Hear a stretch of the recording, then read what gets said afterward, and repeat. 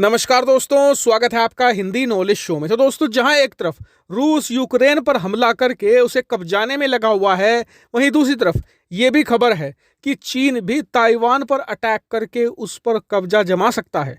तो ऐसे में सवाल ये उठता है कि भारत पीओके को क्यों नहीं वापस लेता। और इस वीडियो में मैं आपको यही बताऊंगा कि क्या ये भारत के लिए गोल्डन चांस है पीओके को वापस क्लेम करने का। वहीं ये भी जानेंगे कि अगर भारत ऐसा करता है तो फिर भारत को इसके क्या नुकसान झेलने पड़ेंगे और इसके क्या फायदे होंगे। साथ ही मैं आपको ये भी बताऊंगा कि अंतरराष्ट्रीय लेवल पर भारत की फिर इमेज क्या होगी। हर एक चीज जानेंगे। तो चलिए बिना टाइम वेस्ट के वीडियो को शुरू करते हैं। बस एक छोटी सी रिक्वेस्ट है कि अगर आप पहली बार इस चैनल पर आए हैं तो सब्सक्राइब जरूर कीजिएगा, क्योंकि यहाँ पर आपको डिफेंस, फॉरेन पॉलिसी और फाइनेंस से संबंधित प्रतिदिन 3 एक्सक्लूसिव वीडियो देखने को मिलती हैं। तो जरूर सब्सक्राइब कीजिएगा। चलिए वीडियो की शुरुआत करते हैं। तो दोस्तों, जो लोग मेरे चैनल को पिछले 1-1.5 साल से देखते हैं वो जानते हैं कि जब भी मैंने पीओके पर वीडियो बनाई है, मैंने कहा है कि ये 2-3 साल भारत के लिए गोल्डन पीरियड है। अगर भारत को पीओके वापस लेना है तो यही वक्त है। इसके पीछे मैं एक खास तर्क देता हूं। तर्क ये कि आने वाले समय में जैसे जैसे भारत और ज्यादा एंटी चाइना होता जाएगा और अमेरिका के साथ मिलकर चीन को घेरेगा, वैसे वैसे संभावना बढ़ती जाएगी कि कल को चीन और पाकिस्तान मिलकर एक डिफेंस पैक्ट साइन कर ले। मतलब कि चीन पर हमला तो मतलब पाकिस्तान पर भी हमला माना जाएगा, और पाकिस्तान पर हमला तो फिर चीन पर भी अटैक माना जाएगा।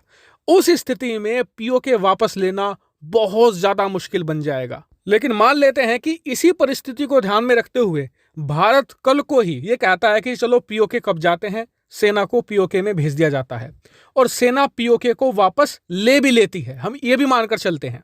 लेकिन अब उसके बाद क्या होगा? उसके बाद सबसे पहले तो ये होगा कि जो चीन है और चीन के कुछ चमचे देश हैं दुनिया भर में, वो ये कहेंगे अमेरिका को कि जब रूस ने यूक्रेन पर अटैक किया तो आपने उस पर हैवी सैंक्शन लगाए। जब भारत पीओके पर कब्जा कर रहा है तो आप उस पर भी प्रतिबंध लगाइए। इतना ही नहीं, यूरोप के अंदर भी कुछ ऐसे जो एंटी इंडिया देश हैं, हालांकि अब ज्यादा बचे नहीं, 1-2 ही हैं, लेकिन वो भी यूरोप के अंदर भारत के खिलाफ माहौल बनाएंगे। इतना ही नहीं, चीन अपने समर्थित देशों के साथ मिलकर भारत पर आर्थिक प्रतिबंध भी लगाएगा। हालांकि इससे हमें कुछ खास ज्यादा नुकसान नहीं होने वाला। इसके अलावा हमारी इकोनॉमी थोड़ी स्लो हो सकती है, इन्वेस्टमेंट कम आएगी और इकोनॉमी को नुकसान भी होगा। हमारी इकोनॉमी हो सकता है 2-3 साल पीछे भी चली जाए। इसके अलावा पिछले कुछ सालों में दुनिया भर में जो हमने इज्जत कमाई है, हमारी जो बहुत ही अच्छी छवि है, वो भी मटियामेट हो सकती है। तो बस ये नुकसान था, इससे ज्यादा नुकसान भारत को नहीं होने वाला। वहीं अब बात कर लेते हैं कि पीओके को वापस लेने से फायदा क्या होगा। तो देखिए, फायदे भी बहुत ज्यादा हैं। सबसे पहला काम तो ये होगा कि भारत जो सेंट्रल एशियाई देश हैं उनसे कनेक्ट हो जाएगा, जिससे कि जो सेंट्रल एशियाई देशों में चीन धीरे धीरे पकड़ बना रहा है, भारत उसे भी तोड़ देगा। भारत को सस्ता तेल मिलना लगेगा, यूरेनियम के भंडार तक भारत का डायरेक्ट एक्सेस हो जाएगा। इसके अलावा जो दुनिया भर में एक बहुत ही स्ट्रॉन्ग मिलिट्री की छवि भी हमारी जाएगी। तो ये सब फायदे होने वाले हैं। इसके अलावा गर्व तो हमें होगा ही। लेकिन अब आ जाते हैं मेन एस्पेक्ट पर कि क्या ये वक्त एक गोल्डन चांस है भारत के लिए पीओके वापस लेने का। तो मैं कहूंगा आज तो नहीं, कम से कम 1-1.5 साल या हो सके तो 2 साल। इसके पीछे खास कारण है। अगर आज की परिस्थितियों में जैसा दुनिया भर में माहौल है, कोई एक देश दूसरे पर अटैक कर रहा है तो उसे एक विलेन के तौर पर देखा जाता है, उसकी इमेज मटियामेट हो रही है। और आप सभी जानते हैं, हमारे बड़े बुजुर्ग कहते आए हैं कि इज्जत बनाने में 7 पीढ़ियां लग जाती हैं, लेकिन उसे गंवाने में 1। तो इसका इलाज क्या है फिर? इलाज ये है कि अभी 2024 तक हम रुकें।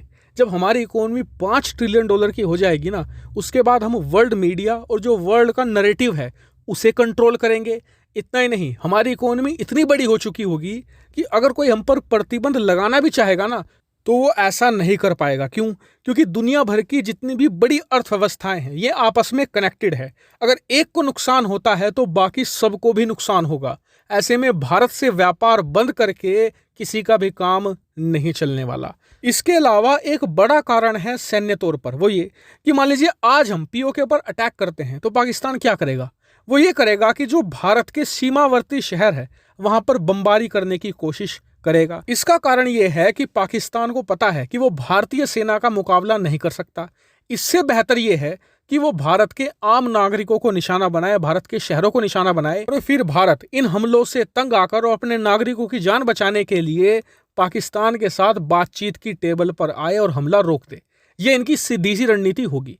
लेकिन आने वाले 2 सालों के अंदर भारत को एक तो S-400 की रेजिमेंट आने वाली है, इसके अलावा भारत का BMD यानी कि बैलिस्टिक मिसाइल शील्ड वो पूरी तरीके से रेडी हो जाएगा।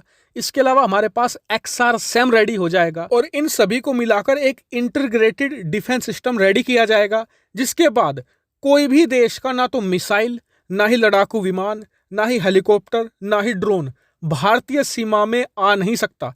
क्योंकि हम एक बैलिस्टिक मिसाइल प्रूव कंट्री बन चुके होंगे और इससे फायदा यह होगा कि भारतीय सेना फिर POK के अंदर हो सके तो और ज्यादा अंदर जाकर खुलकर खेल सकेगी।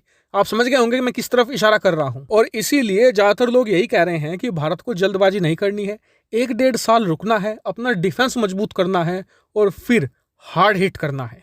हालांकि आपका व्यू पॉइंट कुछ और हो सकता है, कमेंट करके जरूर बताइएगा। फिलहाल इस वीडियो में इतना ही। Thank you very much for watching video.